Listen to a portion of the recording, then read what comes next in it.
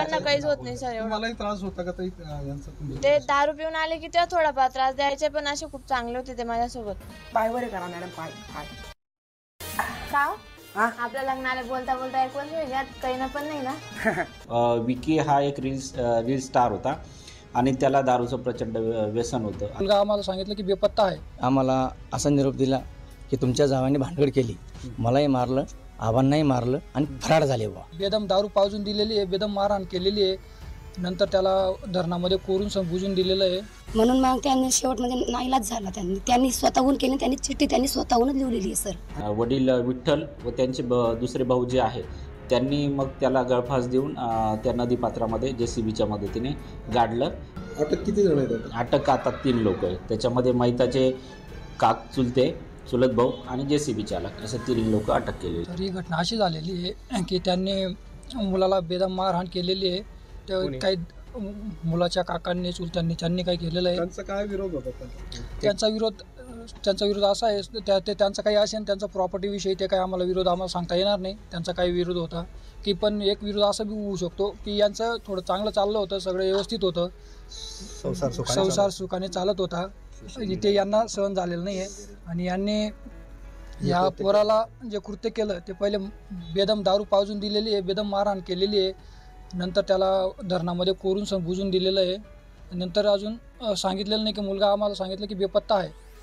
आणि न्यूज अशी पसरवली गेली की वडिलांनी मुलाला मारलेलं आहे बुवा आणि वडिलांनी स्वतः आत्महत्या गळफास घेऊन घेतलेली आहे बुवा.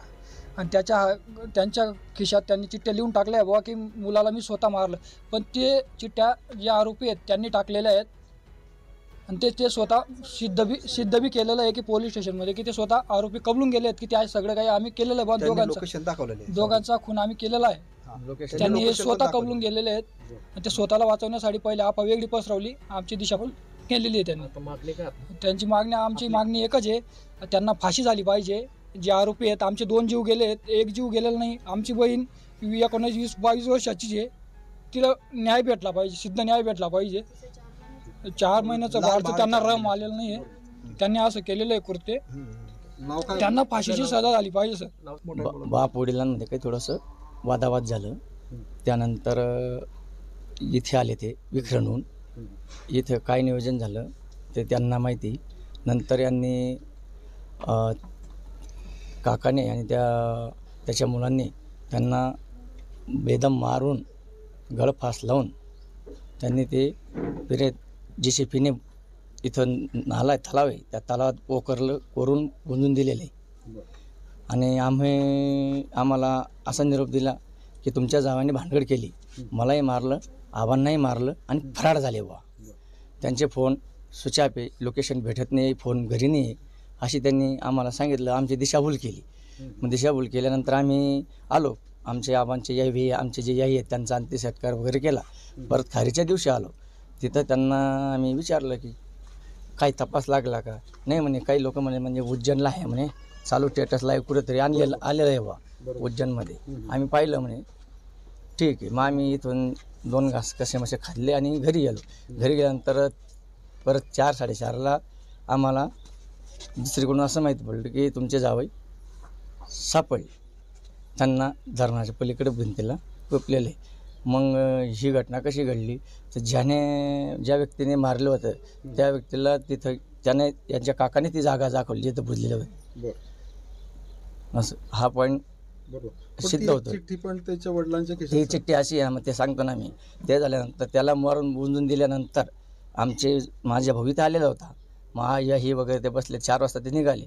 मग ते मतभेद याजवळ सांगू शकले नाही. मग यांच्या मनात जर काही शंका आली असेल की हा यही त्यांना सांगू शकतो बा काहीतरी, त्या हिशोबाने मग यांनी त्यांचाही गेम केलेला आहे. चिठ्ठी म्हणजे आम्हाला खोटी लिहिलेली आहे किंवा त्यांनी चिठ्ठी असं, तर त्यांनी ती चिठ्ठी खोटी नाटी केलेली आहे का असं म्हणजे त्यांना कळत नाही. त्यांनी की असं त्यांनी अशी दिशा दर्शवली आहे की बापानेच मुलाला मारलं बुवा, मुलाला मारून बुजून दिलेलं आहे. आणि हां, आमचं म्हणजे यांचं म्हणणं असं आहे की दुसऱ्या पार्टीवाल्याचं की बापाने मुलाला मारलं बुवा आणि मारून बुजून दिलं आणि त्याने स्वतः आत्महत्या केली, यांचं असं म्हणणं. आणि अशा दिशा आमची बोल केलेली आहे. पण तसं काही नाही. पण ते स्वतः वाचवण्यासाठी यांनी असा प्रयत्न केलेला आहे. दिशाभूल केली आमची. तुमची मागणी काय आता यासाठी? आमची मागणी एकच आहे की ज्याने केले हे कृत्य, जे आरोपी आहे त्यांना सजा झाली पाहिजे, म्हणजे झाली पाहिजे, कायमची झाली पाहिजे. आपलं नाव काय दादा? जगन्नाथ आनंद पवार. बरोबर. तुम्ही कोण आहात? मी मुलीचे काका आहे. म्हणजे हितेशचे कोण? इथेच सासरा, चुलत सासरा. करता यायची नाही, शर्ट घालता यायचं नाही, ते असं कसं काय करू शकतील? मला नाही वाटत त्यांनी केलंय बा. मग कोणी जे ज्यांनी स्वतः ते कबूल करताय ना की आम्ही केलंय बा, तर त्यांना शिक्षा झाली पाहिजे. माझ्या नवऱ्याला न्याय भेटायला पाहिजे. कोणाला शिक्षा नाही? माझ्या सासऱ्याने त्यांना चुलत सासरे नाव सांगा ना, नाव. चुलत सासरे ती नाव सांग. भालचंद्र आणि नामदेव सकाराम. म्हणजे हे तुमच्या सख्या सासऱ्याने केलं नाही असं तुमचं म्हणणं आहे? नाही, कारण ते स्वतःहून त्यांच्याकडनं काहीच होत नाही सर. एवढं तुम्हालाही त्रास होता का ताई यांचा? तुमच्या ते दारू पिऊन आले की तेव्हा थोडाफार त्रास द्यायचे, पण असे खूप चांगले होते ते माझ्यासोबत. घटना झाली आहे की त्याच्यामध्ये तुमचे पती पण आज नाही, मुलालाही जीव गमवावा लागलेला आहे, दोघं तुमच्या घरातले गेलेले आहेत. ही नक्की घटना कशामुळे घडली? कशामुळे? विकी जास्त दारू प्यायचा सर. तर मित्रांनो, कसा वाटला तुम्हाला हा व्हिडिओ? जर का हा व्हिडिओ आवडला असेल तर व्हिडिओला लाईक आणि चॅनलला सबस्क्राईब नक्की करा आणि बेल आयकॉन नक्की प्रेस करा. जय महाराष्ट्र.